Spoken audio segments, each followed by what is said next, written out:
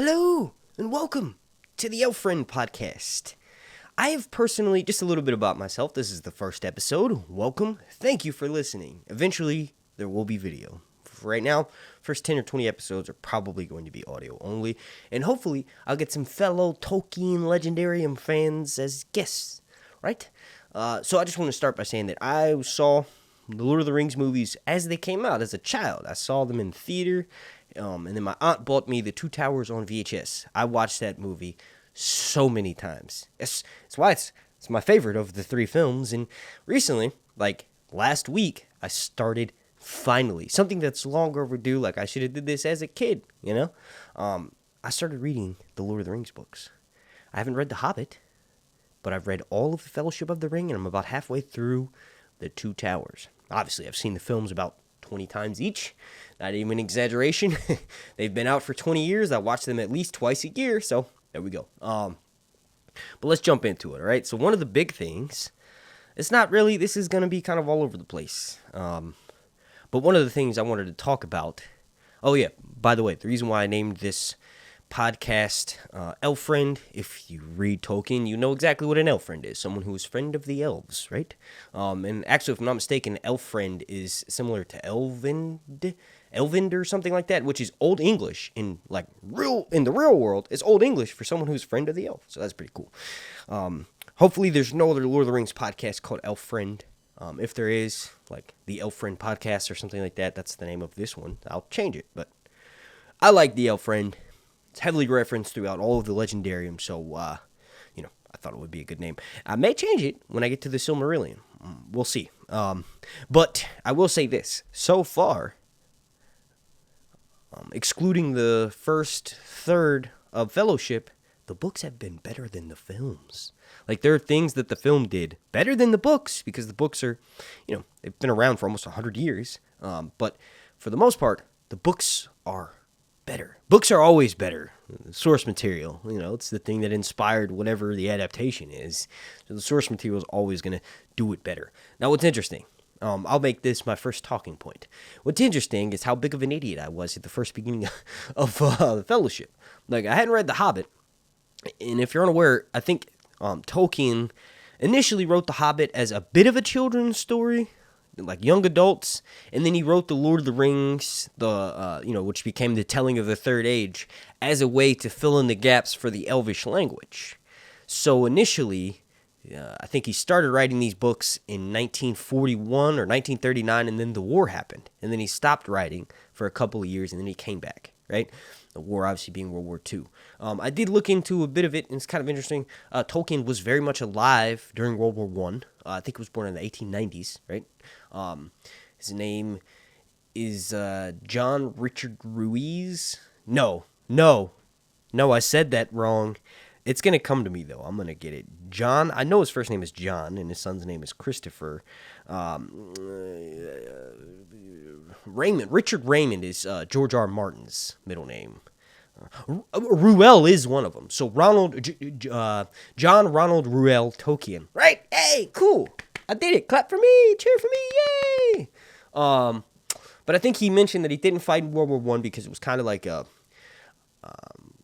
he was a young creative in England, and also it was kind of like a thing that was shunned, like young English boys who would join the war, they would get shunned by their family and society or something like that. So ultimately, that's just a bit of the backdrop that I've discovered. But these books are amazing, all right? There's a reason why they inspired,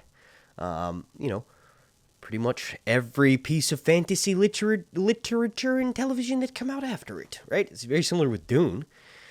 When someone does it good enough to constantly be referenced almost 100 years later, you know that there's something there. All right, so let's get into it, right? So the first third of the Fellowship of the Ring is ultimately, like, I thought, okay, these books may not be for me. The main reason being is because what Tolkien's doing, and what I didn't realize, is setting up the story. Because once, we all know this, if you read Lord of the Rings or seen the movie, well, no, that's not true, because the Fellowship of the Ring has action-packed from start to finish, right? But in the books, the first third of it is literally, you find out about Bilbo and Frodo. They have the same birthday, September 22nd. Frodo's birthday is, he's turning 33, and then Bilbo's turning 111, right? So then, 50 years go by.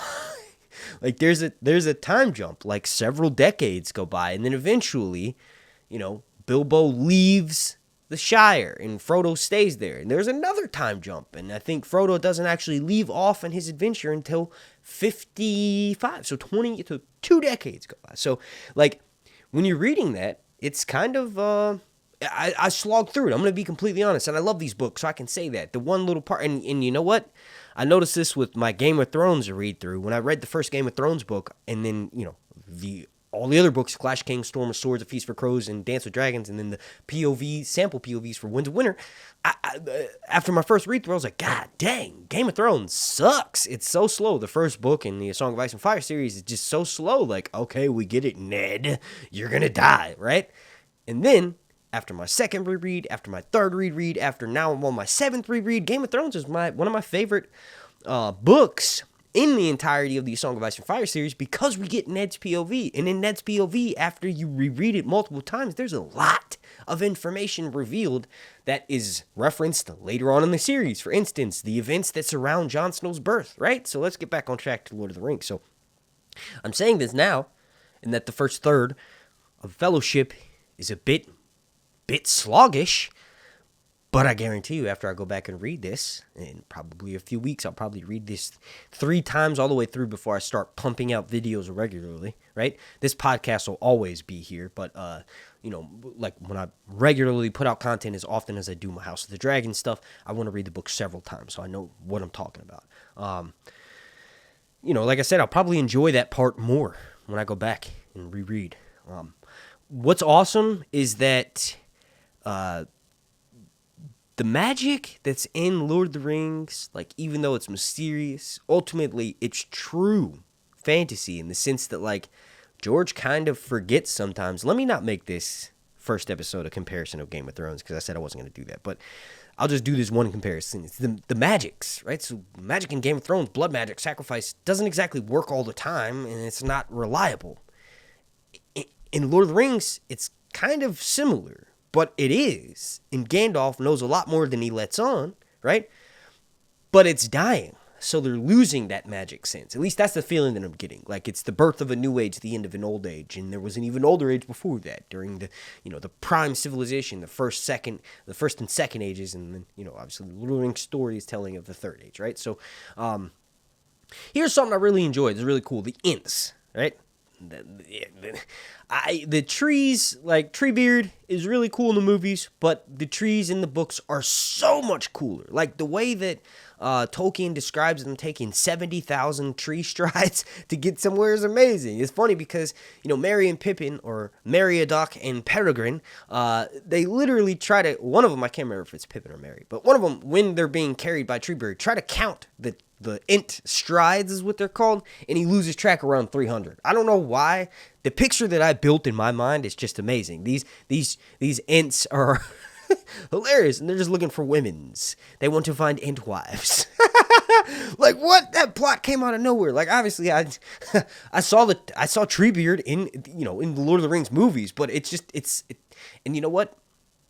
The Lord of the Rings movies, I've just recently started watching Fellowship with my son. They mean so much more after you read the books. It's so amazing to be able to be like, oh, that's not exactly how it happened in the books. Or, oh, I see why they have Legolas here before they get to the Council of Elrond. Or, oh, like, one of the things that bugged me was Gimli, when he sees the tomb of Balin, and I'll get back to what I was saying about the Ents and the Ent wives here in a second, but in the movies, in Fellowship, when Gimli is at the tomb of Balin, right, his lost dead kinsman, and he finds out about it, he's ready to start fighting the orcs immediately in the movies. Whereas in the books, literally, Aragorn, Legolas, Gandalf, and the hobbits have to fight off the orcs because Gimli is just sitting there, distraught, heartbroken, that his kindred is dead. That was impactful. that makes sense. That's believable. That's way more believable than him finding out Balin's dead and willing to just throw it all at the enemy. Like, no, it's going to take a second for him to sort of compose himself, and that's what he does in Fellowship of the Ring. So that was amazing. But it's cool to be able to watch the movie, like I said, and go through Fellowship and be like, yeah, that's not exactly how it happened, and do my little nerd spaz outs. It's funny because for the most part, this movie is extremely faithful, extremely, to the dialogue of the Lampas bread about how, well, that's later on, and I don't know if they actually have the dialogue because I remember Merry and Pippin actually like the taste of it. It's not that bad, but I remember Sam in the movies complains about the Lampas bread when him and Frodo and Gollum are making potatoes, boil a mushroom, stick them in a stew. That scene, he complains about the Lampas bread. But in the books, Meriadoc and Peregrine don't do that. But I need to rewatch, like I said. So getting back to the Ent thing, it's really cool because these Ents have been around for a while and they're taught by the elves how to speak. So they don't necessarily play sides, right? But they have fought or they have seen wars against Sauron before, and it's like really cool. They sort of take forever to make up their mind, but it's awesome.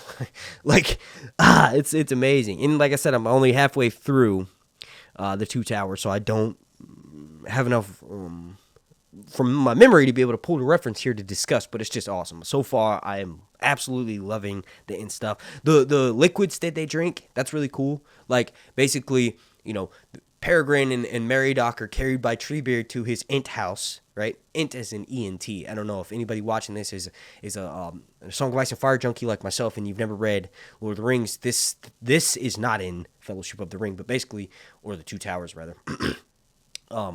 Treebeard carries them back to his tree house, his Ent house, and he has these liquids that rejuvenate them, right? So one of them is like bright green and the other one's a little bit darker, and he mentions how like it's strong, like, so there's the only thing in the Ent house is just a table. There's no chairs. It's just a large table, and then they have a bed that's 3 or 4 feet off the ground, and the table is like 6 feet off the ground. He puts the little hobbits on there, and then eventually puts them down to sleep. But anyway, they drink this liquid, and it's absinthe. If I'm not mistaken, I think it's absinthe because he says, Treebeard says, I need to lay down so that this doesn't go to my head, right? So I don't know. I feel like I've tried absinthe before, like real absinthe, the kind that you have to melt the sugar cube over with the wormwood root, or the wormwood leaves and all that stuff. Like, that shit is trippy. So I've done it before, so that was cool to have, an Ent, a tree getting high on his own supply, right? And it's also nourishment, and it gives the hobbits energy to do what they need to do. It's really cool. I love, like I said, the magic, the fantasy part of this, because that's kind of missing in Game of Thrones and Song of Ice and Fire. It's like all that stuff doesn't exist, and the people who know about it don't have POVs, so you kind of just have to fill in the gaps, whereas Tolkien will tell you, no, look, here's the talking tree. Was taught how to talk by the elves, and he drinks this magical liquid that makes him super drunk. It's awesome. It's so amazing. I love everything about everything I've read for Lord of the Rings so far, so I know I'm going to continue loving it. This, as of right now, is solely available on YouTube, but consider checking out my Patreon. It's linked down below in the description. You can join that, and basically that's just a way for me to no longer rely on YouTube's ad revenue. If these videos, if you all enjoy these videos, let me know by just leaving a comment down below. Thank you so much, and I hope you join me in my journey of reading Lord of the Rings for the first time. This has been the first episode of the Elf Friend podcast. I want to thank you for listening, and eventually, like I said, there will be video. Let me quickly come up with a catchphrase for my Lord of the Ring podcast. Hobbits. How about potatoes? It's either hobbits or potatoes. Boil a mushroom, stick them in a stew. Let me vote down below. Let me know in the comments. Thank you for listening. This has been the Elf Friend podcast.